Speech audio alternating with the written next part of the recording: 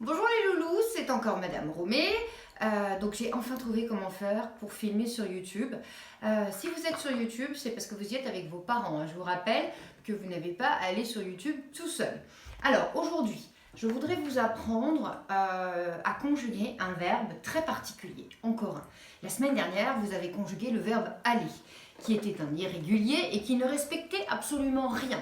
Aujourd'hui, je voudrais vous apprendre à conjuguer un verbe extrêmement fréquent. On l'utilise tout le temps. C'est le verbe avoir. Le voici. Alors le verbe avoir, pourquoi on en a besoin? C'est parce qu'il n'y a pas une seule journée sans que vous ne l'utilisiez.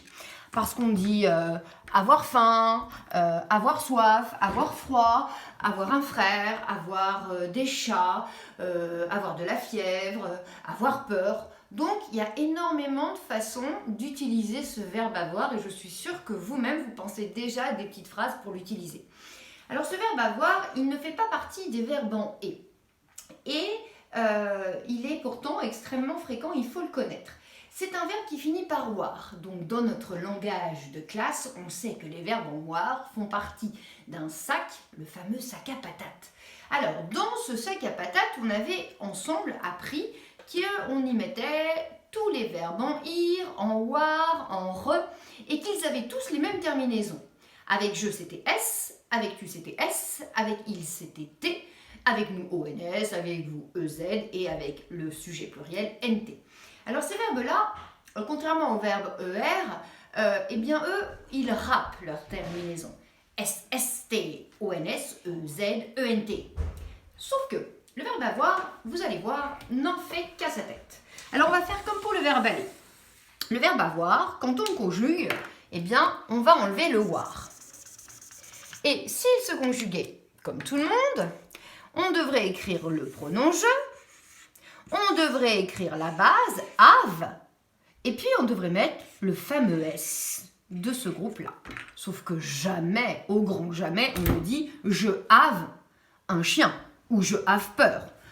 Alors écoutez bien, en ce moment, aidez-vous de toujours de en ce moment, peur.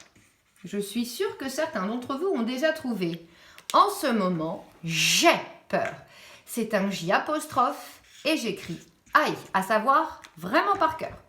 On va passer à tu. Alors, on devrait, là encore, écrire tu, prendre la base et lui mettre le fameux S. On ne dit pas tu have peur.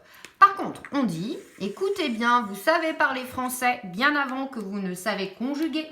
Vous dites tu as peur. Et évidemment, tu ne sort jamais sans son S en S. Tu as. Alors maintenant, on va dire il, ou Léo, ou Antoine, ou Sophie.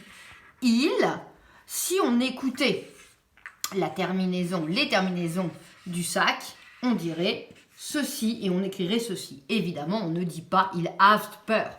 Par contre, on dit il a peur. Et le a s'écrit sans rien du tout. Ça ressemble beaucoup au verbe aller, hein, pour ça. Nous allons passer à nous.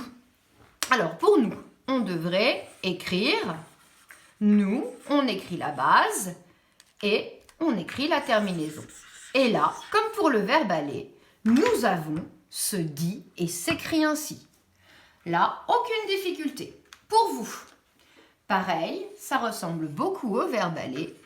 Alors, vous avez peur. Pareil, vous connaissez le et de vous. C'est la même chose. Alors maintenant, pour il au pluriel, les enfants, les animaux, les parents. Alors, il, si on écoutait ce que je vous ai appris, on écrirait ils have, ent, ils have peur.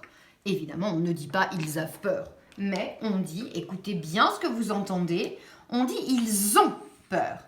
Attention au z que vous entendez. Attention à ce z. Ce z, c'est la liaison.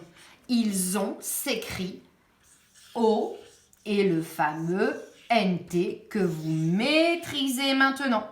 Donc, ensemble, nous venons de construire la conjugaison du verbe avoir. J'ai, tu as, il a, nous avons, avec la fameuse liaison, Vous avez avec la liaison et ils ont. Alors, le plus tôt possible, je vais vous envoyer ici la leçon qui est sur mon ordinateur. Elle est ici. Je vais vous l'envoyer et vous aurez à faire comme en classe, la recopier dans votre cahier du jour, pardon, dans votre cahier jaune, comme on fait d'habitude. Alors, les croix, cela veut dire, vous le savez, saute la ligne. N'hésitez pas à le faire au stylo bleu et au stylo rouge, exactement comme je l'ai écrit. Voilà, et maintenant, vous n'avez plus qu'à apprendre le verbe avoir. Dès que j'aurai expliqué comment on conjugue son cousin préféré, à savoir le verbe être, je vous raconterai l'histoire du verbe avoir et du verbe être. Je vous dis à bientôt, apprenez bien le verbe avoir et je vous fais plein de gros bisous.